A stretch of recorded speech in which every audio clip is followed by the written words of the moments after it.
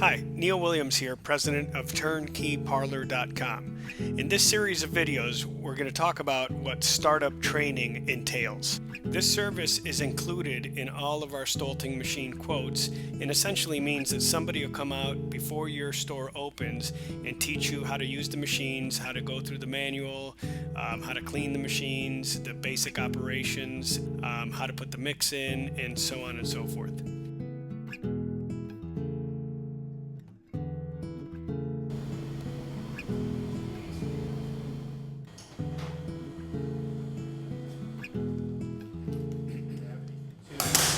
So each one of these is a kit for each machine, right? Yes. Okay. What does that kit include? Includes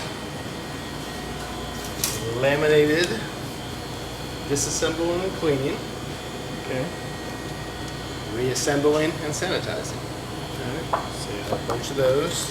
It's got the lubrication, the cleaning Lubrication, brushes. cleaning brushes, backup O-rings, all the loose parts that you'll need to reorder twice a year when redoing all the parts. And they also don't put on the front, the customer needs to do that, is star cap designs. Okay. There's 3 of those per machine, and then 1 extra with the kit. Take out 1 lubricant of one spline lube.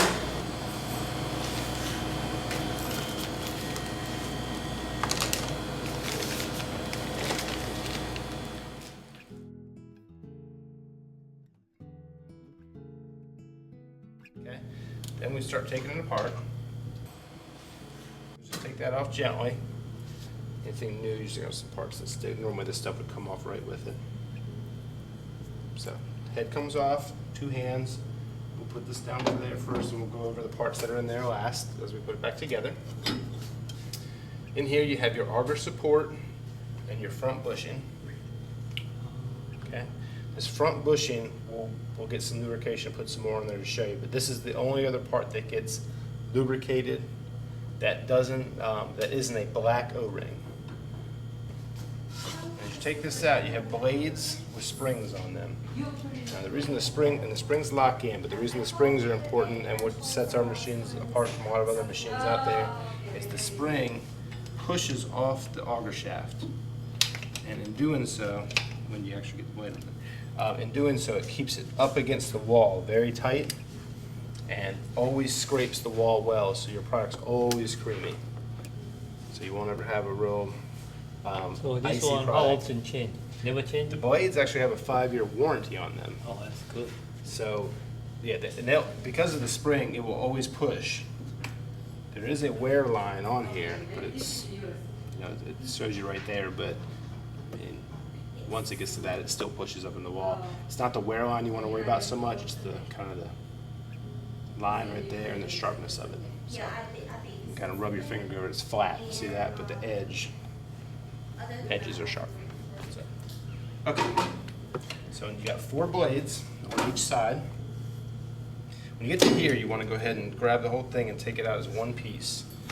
Now this will always stick the first time when they're new. They'll normally come out with the machines as well. Bring all cut. That's the rear seal, rear O-ring. This is a different lubricant there, so let me go in the back and grab the lubricants.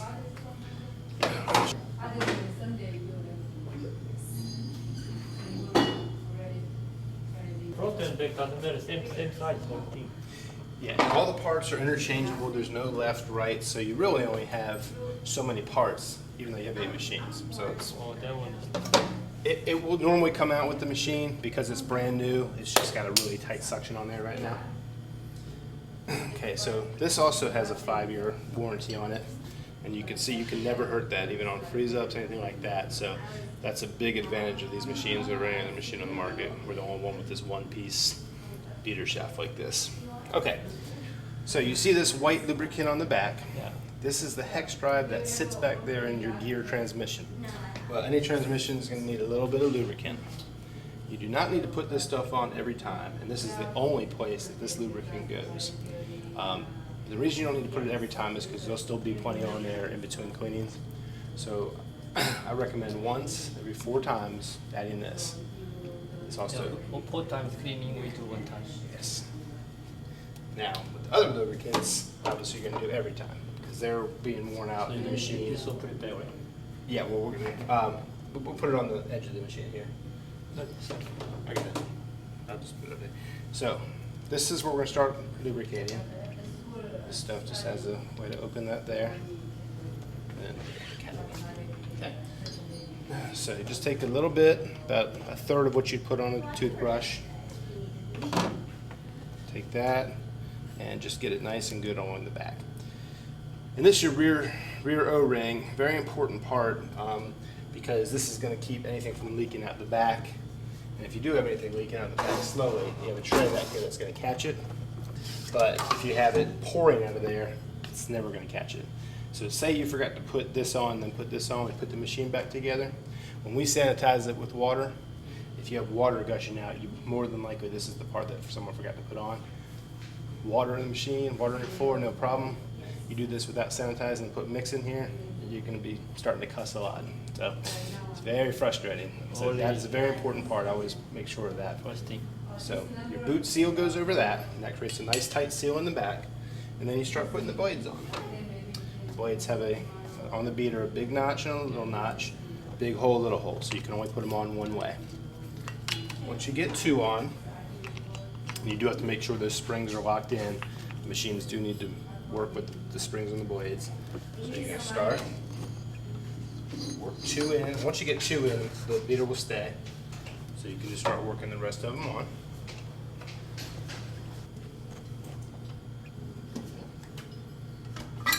Okay. Once we get to right here, you have to turn and push. And that's going to line up the hex drive back there. Okay. So I'm going to let you work this side. Inside, outside, and then when I put it on, I'm going to get it just under the lip and put it in a Y position. Okay, so the outside head spigots can go up or down. You can get them out. The middle one can only go down. And the reason is it's got a cutout there that lines up with that pin. So if you try to put them from the top, there's no way to do it. Okay, put this over here for a minute. Now, I need push cart to work. yes, push cart's good. Or like I said, turning these machines around when you clean them is fine. They should take about 30 minutes a piece. We had talked about doing like 2 a day, every day, and maybe take like Sunday off. It's probably a good way to do. So if we do 2 days, then So like those 2 Monday, those 2 Tuesday, those 2 Wednesday, those 2 Thursday, those 2 Friday, those 2 Saturday, those 2 Monday, those Tuesday, then you're basically doing twice a week that way. Okay, when you clean this head back in the sink, there's 4 different brushes back there, 3 of which are used for the head, then you have 1 barrel brush. So the different size brushes go in here, in this little tube here, yeah, and then you have one that goes in the feed tube as well. smaller one. Mm-hmm. Yep, and this very small one's about that long.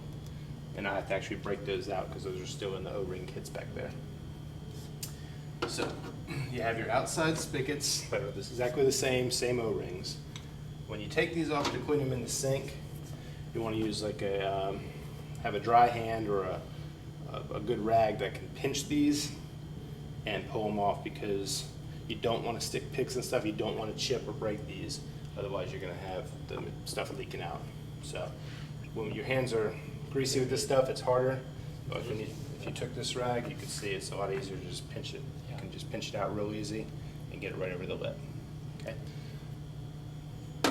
Your middle one just has 2 bigger O-rings and then 1 center one, and the center one is just keeping the stuff from going side to side. So, okay. When you put them back, 17. you gotta just remember to line that notch up there with that. So just get it lined up and pop it right in. 16, is that right? The outside ones. Okay. Same thing. Okay. Now, the only thing you need here, which you do not need to lubricate the orange O-rings, is sit in This the one screws. only no lubricate. If you have some on your hand, just kind of put it on there, but don't add any extra. Okay. When they're new, they don't spin real well, so just kind of take them out and make sure they're not twisted at all, and then pop them in.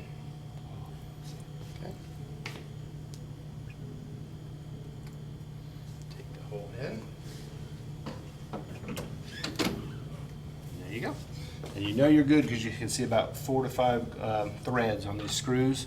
Start with opposite corners. So you Oh, want to- same kind, right? Yep, and then you tighten those at the same time. Yeah. And then do the other ones and tighten those up. And then just check the arch over to make sure it didn't pinch or anything like that. Now again, when we go to sanitize, we're gonna know if we had any problems putting this machine back together because you're gonna see water leaking. And again, it's just water, so it's not really a big deal. Mix is a big deal. Explain what those caps are again. The star cap design, so that will give the design to the yogurt as it comes out of the machine.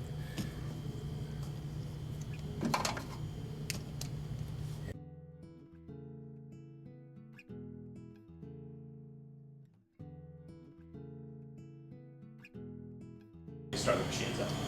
So on the lubricant here, this is where you got to just put a small amount, because if you put too much, what can happen is it actually can, the pressures down there can actually make it float back out of there.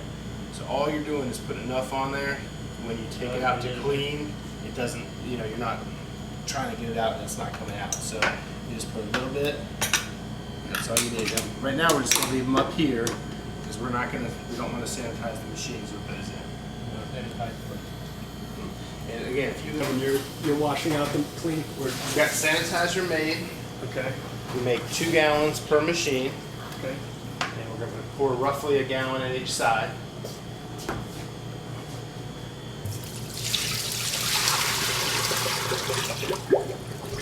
Some kind of eyeball, it doesn't have to be exact.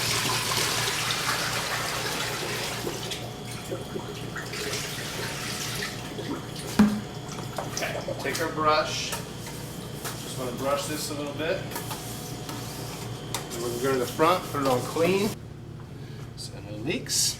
That's always good. Turn it on. We're already in the off position, so we can go right to clean. And again, these cleaners have a timer on them, and you need to let it run for at least a minute, and then you can drain it at that point.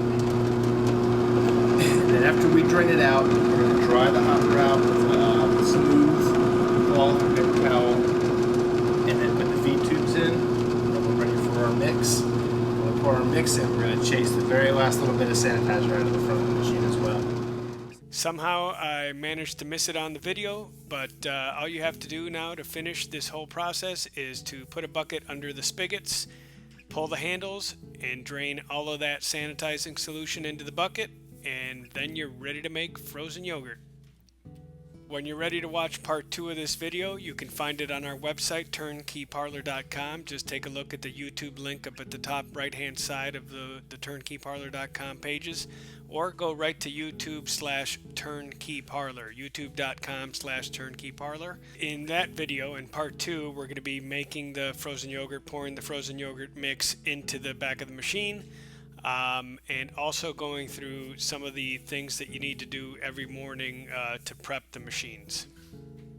Thanks again for watching this video, and we look forward to working with you.